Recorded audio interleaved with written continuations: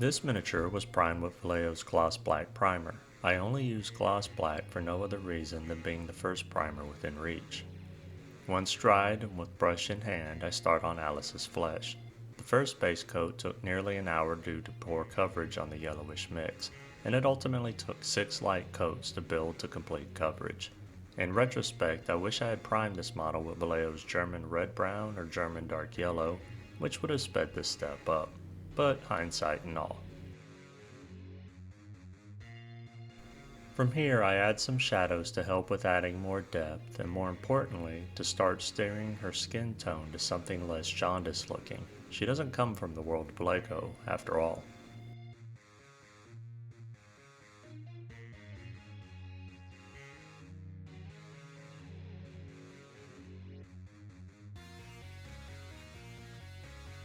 The second shadow tone I add is darker still, though looking back I wish I had done a 1-to-1 mix with the two shadow tones that were used. Doing so would have required less fixing later.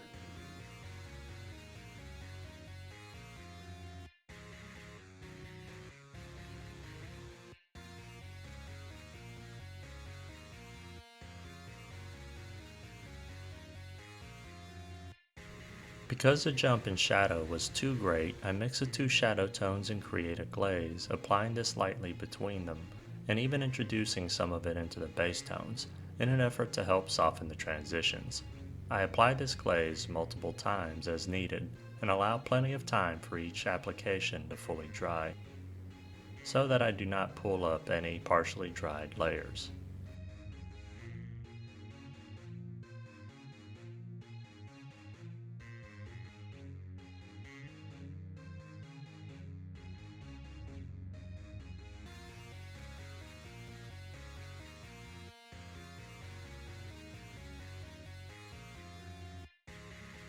I next take my base coat and thin it to a glaze and apply this between the light and what is currently the mid-tone areas. This is again applied over several thin layers and allowed to fully dry in between applications.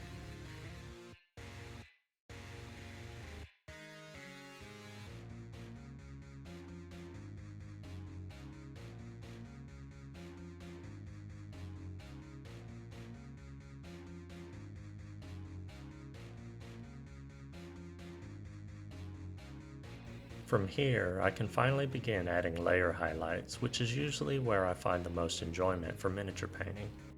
I'm assuming this is because this is where I do the majority of the work and also where things seem to take the biggest leap towards looking finished. There isn't anything special about what I'm doing here, just one layer highlight after another, moving to brighter colors each time, with the focus on covering less area and ensuring I leave some of each previous color showing.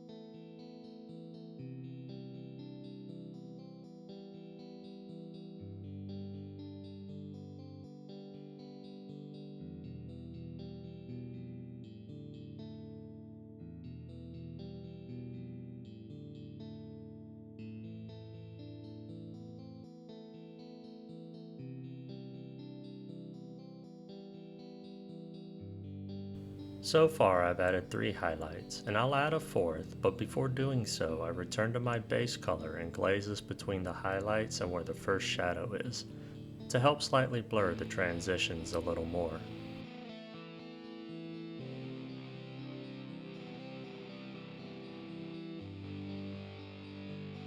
The final highlight is only then added to parts of the upper body, such as on the upwards facing knuckles, or her nose, cheeks, and her bust.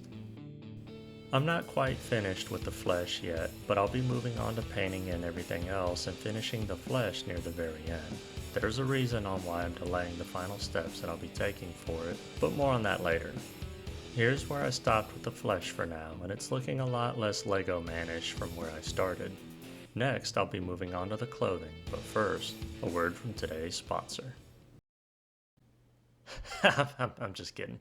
I barely got 1,000 subscribers at the time of this video. I ain't got no damn sponsors. But you can help that by clicking all of them good for me buttons, and it'll only cost you a few seconds of your time and less than 1 calories worth of effort. For the clothing, I've skipped ahead to painting the white. However, how I painted the blue, red, and yellow cloth all followed the same basic approach. A base coat followed by a series of layer highlights. The reason I chose to show the painting of the white clothing is because I also use these same colors to paint the fur on the rabbit. Despite the white clothing being surrounded by blue, I still use a little blue in the base coat and even in the first highlight, instead of just using plain grays or off-whites. I personally like using blues as shadows for white and rarely use only grays, as doing so generally makes the fabric feel, well, great.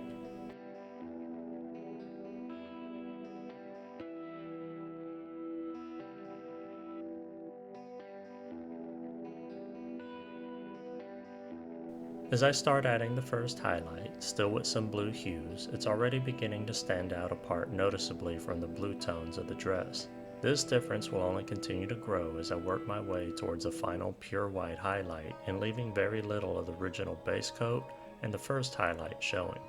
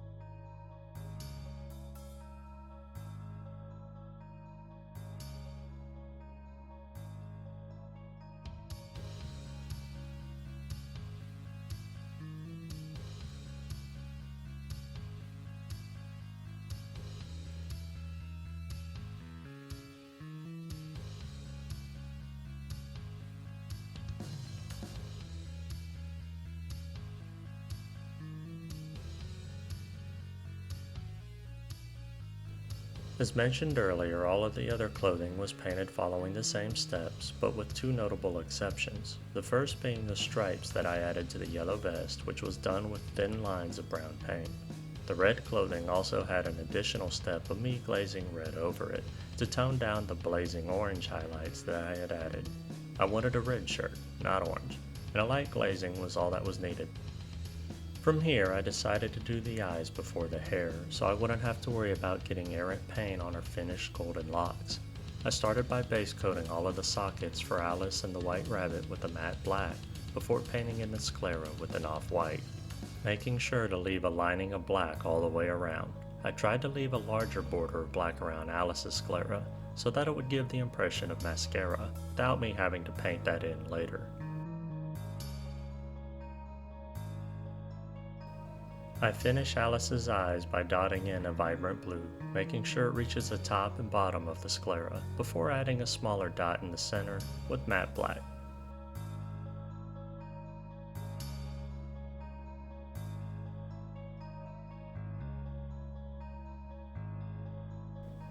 To finish the white rabbit's eyes, I tinted the sclera magenta to give him a menacing albino appearance, and while I was at it, I added this to his nose and ears. I got slightly off track from the eyes and ended up adding a highlight of pink to the nose and ears before getting back to the task at hand.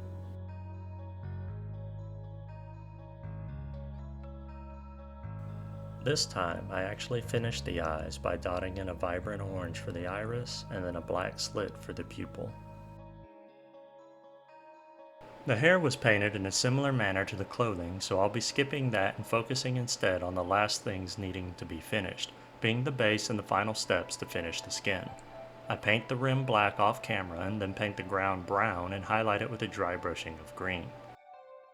I then added some watered down PVA glue with a cheap brush. I was careful to keep this off of both Alice and the White Rabbit before pinching on some flocking to add some grassy texturing. I tap off the excess after.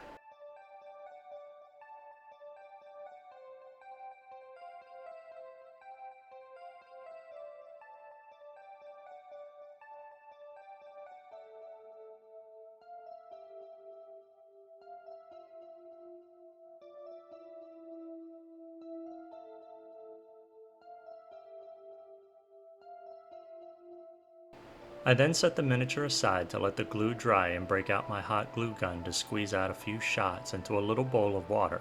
I squeeze a little out quickly and then stop feeding the glue and pull the gun away a few inches to create tapered segments in the single string of glue. I also drop various sized droplets directly onto my cutting mat and let them cool. You could use wax paper if you don't have a cutting board.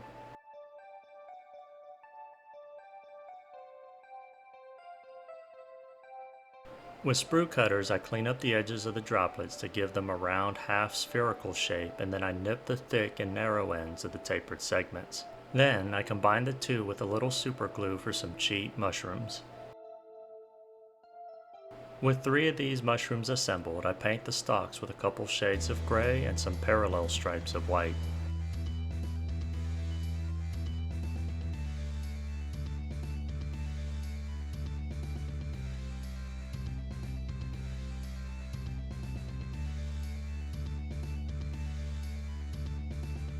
I then hit the caps with some red and then set them aside so I can return to finishing the flesh.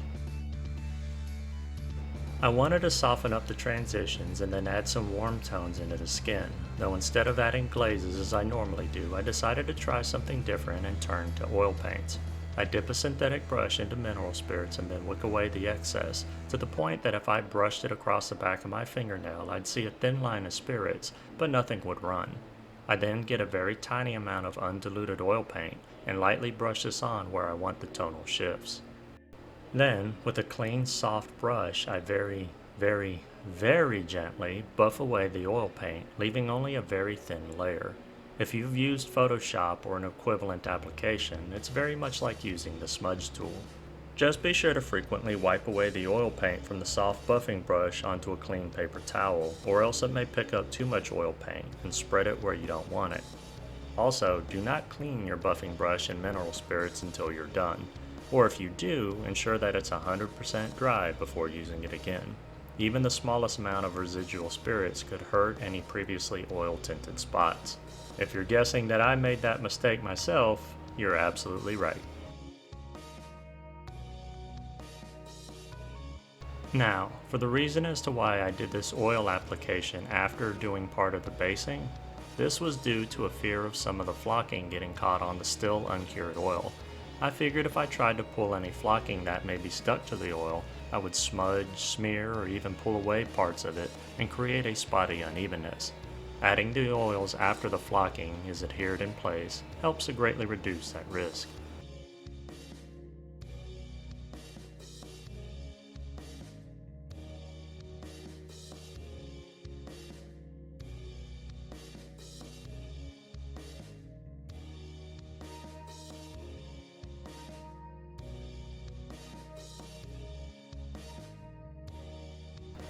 To be fair, I had no idea how this was going to look, and I was already afraid that I was going to have to start the flesh over. Instead, it worked out nicely and gave some easy and smooth transitions with negligible effort. It was so easy, in fact, that I decided to add a little bit of purple tones for shadows on the white rabbit's fur. I then added a little bit of the same purple with a little bit of mineral spirits cut in to discolor under the mushroom caps before gluing the mushrooms in place. Finally, with a little titanium white, I add some dots to the caps and call it a night.